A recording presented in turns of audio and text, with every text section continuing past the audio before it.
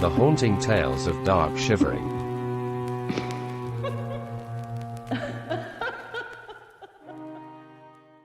There is a large property that is hidden deep in dark Shivering woods called Fallows Lodge. As the name suggests, its land and the woods surrounding it are full of fallow deer that wander through in groups all year round. It is quite common to see 50 deer all stood in the long stretches of lawn that sit at the front of the lodge. In the 1980s, Tom and Barbara Powell lived in the lodge with their family, but after living there for only 2 years were already planning to move out. The Groundskeeper. I knew the couple from years ago when they lived in the middle of dark Shivering High Street. They owned a successful garage that fixed and sold cars. It had done so well they had gone on to own another 4 garages in the surrounding counties. I had bought one of my cars from him that had seen me through many a long road trip back and forth up and down the country. It was a Ford Sierra, and I still think fondly of that comfortable car to this day. I was surprised to see the for sale sign go up at their property, as I remembered when they moved there it had been their dream house. I assumed they were doing so well in business that they were upgrading again, but this couldn't have been further from the truth. We happened to both be invited to the Dark Shivering Inn's winter ball. And as I was a regular resident at the inn, and was staying there on the evening of the ball, I decided to make the most of a free evening with good food, good drink, and good company. I'd been at the bar chatting away for over an hour before I realized the couple were sat in comfortable seats in the bay window, and so I made my way over to them to exchange pleasantries. I could see as soon as I approached they both seemed a little less merry than I'd remembered them, and both of them looked quite exhausted. Still, they greeted me warmly and I went on to ask them about their house move. Both of them looked very worried, and just as I'd asked the question, Mrs. Barraclough from the Neighborhood Watch Committee bounded over and whisked Barbara away to meet some friends. Tom leaned in closer and said they had been having some problems up at the lodge. Unusual things had begun happening and the children refused to sleep in their bedrooms anymore. I could see Tom was under a great deal of stress, and so I told him to tell me everything, as he'd feel much better to share his problem. Apparently it had started a few months after they moved in. There had been a family living there before them for many years.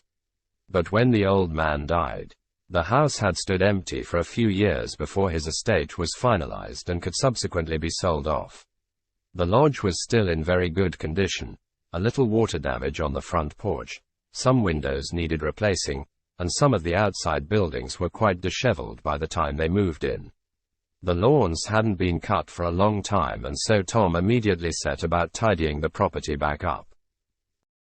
Part of their property included some woodland that was accessed at the bottom of their garden by a wrought iron gate that had seen better days. It squeaked when you pushed it open and was tangled up with vines, so was difficult to move. Tom took a walk one Saturday into the woodland to see what condition the boundary fences were in. He had walked quite a distance into the forest, and as he looked back towards the house he realized he could no longer see it through the trees, but to his surprise, to the west side of the forest, he could see an old mobile home. The home was covered in green moss. The windows were dirty, and the porch and sidings were beginning to rot away. Tom found the door was open to the mobile, and so he poked his head through the door to see what it was like inside. Oddly, it was quite clean. It didn't look like any animals had gotten in there, and it hadn't been vandalized. Of course, when his 3 children found out, there was another home to explore in the woods. He and his wife didn't see them from morning until night as they played happily all day.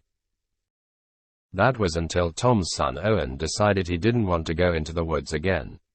Tom and Barbara tried to find out why he didn't want to go in there and play, but Owen crossed his arms and refused to tell them anything. The 2 girls, Laura and Elizabeth, still played in the woods and mobile home, but it became less frequent and for shorter periods of time. After this episode, Owen said that he wanted to move bedrooms. There was plenty of space in the lodge to move about, and Tom didn't want to force his son to stay in a room he was scared of. Tom had a look in his son's bedroom out of curiosity. The view from the window caught his eye.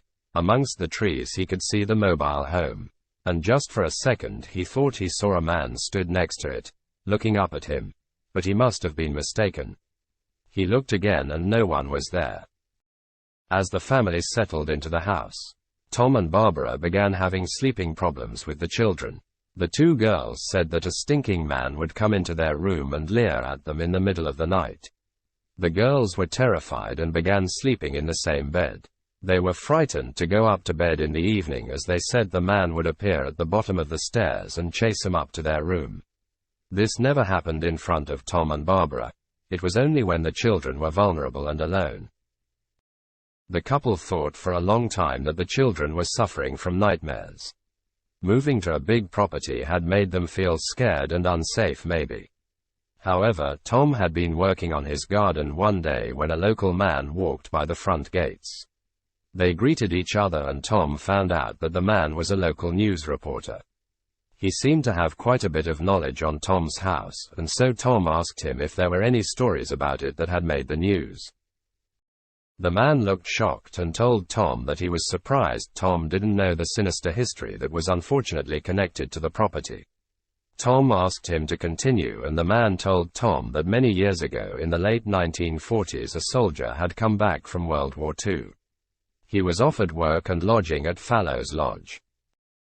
There had been many unused and abandoned mobile homes after the servicemen left the area and went home, and so a mobile home was put in the lodge's woods where the groundskeeper would live. He kept himself to himself and seemed to have no family to speak of. The owners of Fallows Lodge were pleased with their groundskeeper, and held him in high regard. That was until one of the local children complained to the police about inappropriate behavior towards him and some other local children. Although the police could find no evidence of misconduct, the family who owned the lodge did not feel the same about the groundskeeper, and asked him to leave. The next morning the family went to check that the groundskeeper had left the mobile home. They found it clean, tidy and empty and assumed the man had left. It wasn't until a week later that the children of the house were playing in the woods that they found a body hanging from an old tree that the family realized the man had never left at all, but rather took his own life. The children watched in horror as the crows pecked the eyes from the hanging body. When the police arrived to cut the body down, they shivered as the black empty sockets seemed to watch their every move. The reporter went on to say that there had been rumors of him haunting the woodland still to this day. Tom felt quite uneasy as the reporter walked away with a friendly wave. He didn't think it would be right to tell his family about this, as they were already having nighttime problems with the children. He didn't want to scare anyone any more than they already were. Tom went to bed that night exhausted, hoping that the children would sleep through the night with no nightmares to wake the whole house. As he passed by the upstairs windows he was almost positive he could see someone stood down in the woods staring up at the house. He shivered and kept on walking to the safety of his bedroom. As time passed, the children became more and more frightened to be left alone anywhere in the house. The two girls said the man would terrify them whilst they were in bed. He smelt awful and stood menacingly at the end of their beds. The girls were too frightened to move and so pulled the covers over their heads until morning. Owen would crawl into bed with his mum and dad in the early hours of the morning. He began telling them that he was being pulled down the bed by a cold hand. When he looked to see who it was, he would see a scary man squatting on the floor pulling on his foot. He would grin and keep pulling him until he almost fell out of bed.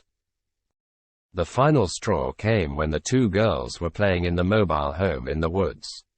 They were happily playing and making mud pies in the kitchen when they suddenly heard the lock on the front door click across.